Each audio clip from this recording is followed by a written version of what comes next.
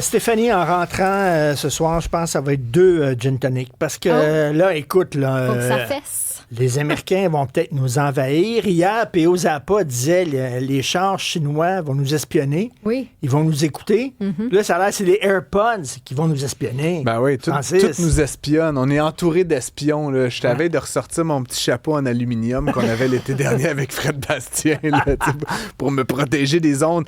Non, c'est une nouvelle qui, dans le fond, a été reprise là, dans le journal de Montréal. Là, notre collègue Francis Alain qui mentionne... C'est sérieux? Ben, écoute, ça, c'est plutôt niche là, comme affaire. Là. Okay. C'est qu'il y a des... C'est pas des AirPods de Apple, c'est un produit de Google. Plusieurs générations de ce qu'on appelle les Pixel Buds Pro, là, la version 2, 2A et Pro de première génération, qui aurait eu une faille de sécurité qui aurait permis assez facilement à des logiciels malveillants, en fait, d'écouter à notre insu des conversations, puis de capturer cette information-là, puis évidemment d'en faire un peu ce qu'ils voulaient. Google assure que c'est déjà réglé, etc. Donc, c'est comme un peu une tempête dans un verre d'eau, mais quand même, ça montre justement, à la lumière de la chronique de PO sur les voitures, etc., qu'il y a quand même tranquillement, j'aurais envie de dire en bon français, du creep, hein, de l'invasion très graduelle de ces technologies de surveillance et d'écoute dans nos vies privées.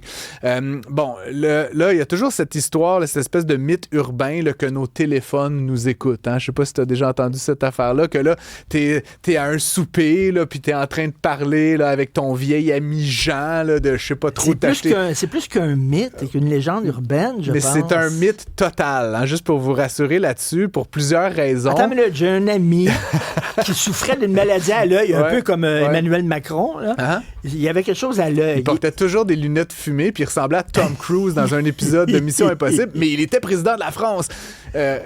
Donc, mon ami il avait quelque chose à l'œil. Il est allé voir son médecin, il a parlé, son médecin, il a prescrit, bon.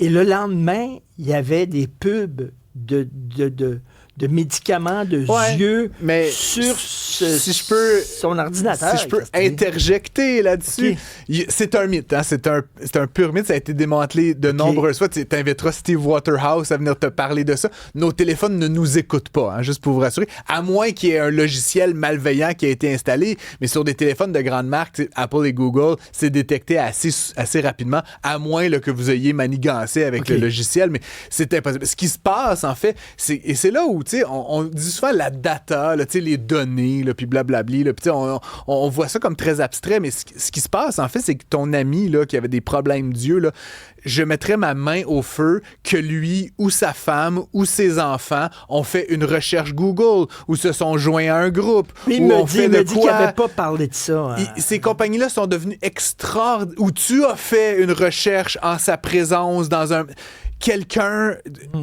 Ils sont rendus des machines extraordinairement puissantes à prédire ce qui est en train de nous arriver presque avant.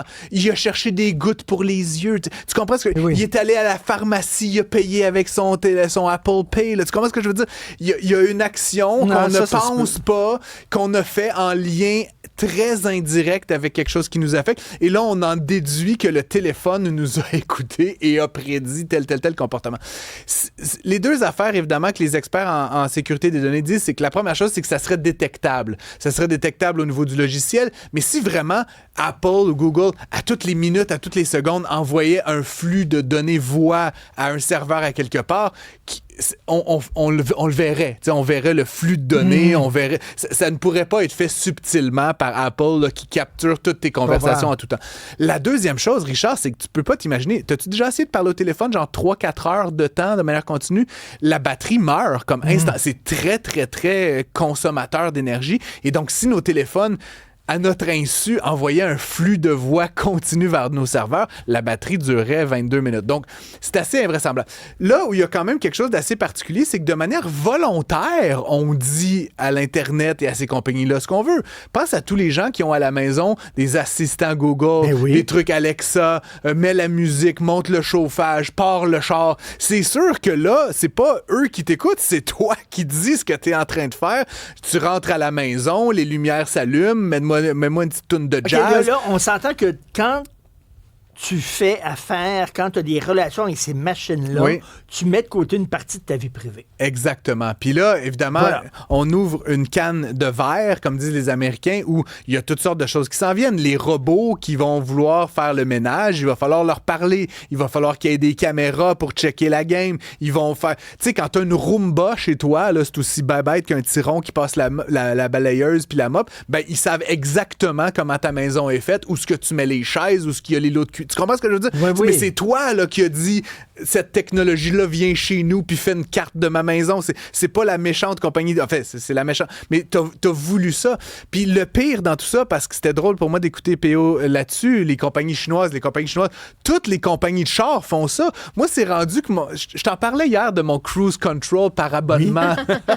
Ça a beaucoup fait réagir d'ailleurs. Plein de gens m'en ont reparlé. Mais mon cruise control par abonnement, là, puis c'est vrai chez Tesla, c'est vrai chez Ford, c'est vrai dans plein d'autres compagnies, il y a une caméra dans le char qui me regarde, puis si je n'ai pas les yeux sur la route, il désactive la patente. Il m'envoie un petit message sonore. Il me check en permanence pour savoir que je suis attentif à la route. Fait que tu peux pas texter, tu peux pas te conduire avec tes genoux, ils sont constamment en train de monitorer ce qui se passe dans l'habitacle. Puis ça, à quelque part, quand j'ai acheté mon camion, quand tu as acheté ton auto, tu as signé en bas d'une feuille que tu acceptais pour avoir un cruise control adaptatif qui suit les lignes, de te faire surveiller en permanence. Et donc ça, c'est pas encore une fois la méchante compagnie qui vient de manière insidieuse dans nos vies nous espionner, mais bien nous qui acceptons en échange de certains compromis cette surveillance permanente. Donc il faut faire attention à ces sacrifices qu'on fait nous de manière volontaire. C'est nous le produit. Il faut te laisser aller parce que Francis doit aller faire laver son char pour la 3e fois aujourd'hui. On m'a reproché un gaspillage d'eau. Ça, j'avoue que bon, ça va. J'avoue 2 fois dans la même journée faire laver ton auto. Rien ne se crée, tout se transforme, les amis. L'eau, là, elle revient à la même place. J'ai vu ton auto, puis il y avait comme une petite tache. C'est gênant. C'est vraiment gênant. Je me promènerais pas avec ça. J'avais honte. Merci, Francis.